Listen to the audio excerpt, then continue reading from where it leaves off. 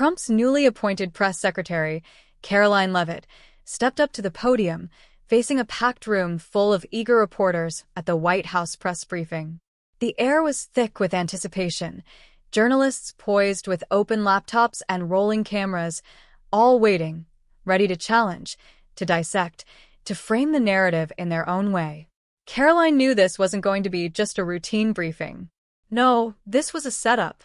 A stage where reporters had already mapped out their stories before she even spoke a single word. She didn't hesitate. Karoline opened the briefing by calling out what she saw as a glaring double standard in media coverage. She pointed directly at the inconsistencies, saying that if a Republican had ever uttered the words, "We need to fight in the streets," the media would erupt. Demands for resignations would flood the airwaves, investigations would be launched, and headlines would scream accusations. But when Congresswoman Ilhan Omar voiced those exact words, the press dismissed it as nothing more than a passionate plea for justice. No outrage, no backlash, just silence. A CNN reporter, Peter, jumped in almost immediately. His tone sharp, his expression tense. "Are you suggesting that Omar's comments were meant to incite violence?" he pressed. Karoline, unfazed, stood her ground. "I'm simply quoting her exact words," she replied firmly. She laid out her argument, emphasizing that when Democrats make controversial statements, the media downplays it, treating it as mere rhetoric, harmless. Yet, when Republicans speak, their words are twisted, framed as threats to democracy itself. The double standard couldn't be clearer. NBC tried to steer the conversation in another direction, but Karoline wasn't done yet. She leaned in, driving her point home. "Let's imagine for a moment," she said, scanning the room, "if President Trump had stood here and declared, 'We need to take this fight to the streets.' What would happen?" Gasps. Murmurs. Everyone in that room knew exactly what she meant. There would be an absolute media firestorm, front-page outrage, endless panels debating impeachment, cries for action. Yet, Omar says something eerily similar, and the media conveniently shrugs it off. Veteran journalist James chimed in, curiosity laced in his voice. "Are you saying the media's outrage over political rhetoric is selective?" Karoline didn't miss a beat. "Not saying it, proving it," she fired back. "Day after day, coverage after coverage, the bias is right in front of us." Peter, still pushing back, tried to argue context mattered.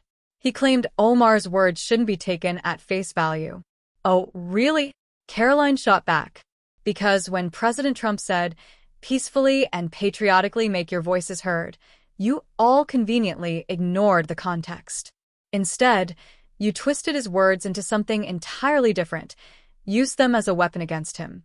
So, does context only matter when it suits your narrative?" As the briefing unfolded, an update flashed on Karoline's phone. Omar had just tweeted about her, calling her dangerous, accusing her of deflecting from Trump's policies. Karoline smirked, lifted the phone, and read the tweet aloud. "So now, quoting someone's exact words is considered dangerous?" she questioned, looking around the room. "Interesting how that works." The reporters, scrambling to defend Omar, claimed she had meant it as a call to violence. Karoline wasn't letting that slide. She pulled out photos, images of Republicans who had been physically attacked in recent years. "These are real-world consequences of heated rhetoric coming from the left," she said, her voice steady, unwavering. "You don't get to excuse one side while vilifying the other." Desperate to shift gears, reporters brought up Elon Musk's new role in government efficiency. Karoline raised an eyebrow. "Funny," she said, "you had no problem when billionaires like Mark Zuckerberg poured money into influencing elections, or when Jeff Bezos, who owns a major newspaper, received lucrative government contracts. But now, suddenly, you have concerns?" She clarified Musk's involvement, suggesting the real worry was that he might uncover government waste, something certain people didn't want exposed. Next came immigration. Reporters questioned arrest and release statistics of illegal immigrants. Karoline didn't sugarcoat it. She laid out the numbers. Some releases happened due to medical conditions, others because of limited detention space. "And why is that?" she asked rhetorically. "Because Congress blocked the necessary funding." If you want to fix the problem, stop playing politics and start funding real solutions. Attention then shifted to Gaza. Karoline firmly explained that the president's goal was to help rebuild and ensure stability. Let's be clear, she said. Hamas initiated this conflict, launching attacks on Israel, using civilians as human shields.